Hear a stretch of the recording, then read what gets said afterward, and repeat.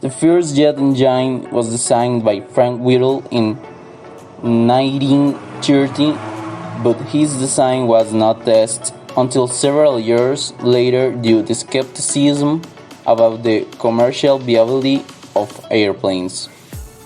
9 years after Frank's design, the Germans were the first to execute a jet engine design based on Hans von Hein's blueprint in 1939. However, its performance was questionable, so it took 5 more years to perfect it, by which time it would have no effect on war. Whittle, like the Germans, improved his design, and in 1942 he sent a prototype to General Electric in the United States. The following year, the first United States jet plane was built, baptized by the name of Bell P-59. Radar.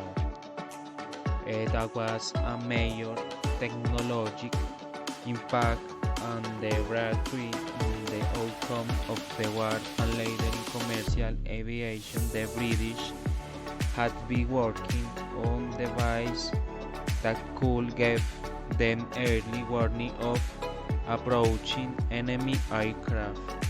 By 1917, the US government felt enough progress had been made in the development of planes to warrant something totally new: the transport of mail by air.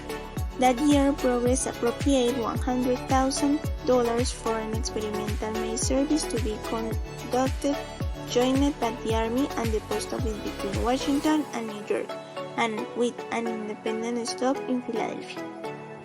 Congress adopted the recommendation of the Morrow Board almost to the letter in the Air Commerce Act of 1926. The legalization authorized the Secretary of Commerce to design air routes, to develop air navigation systems, to license pilots and aircrafts, and to investigate accidents. After the development of the jet and radar, aviation became much more common, so many accidents began to occur. In 1958, this was stopped by the Federal Aviation Act. New safety regulatory agencies were created to control air traffic and regulate congestion on commercial routes to avoid the accidents. With this law, aviation routes were greatly improved. Created using Powtoon.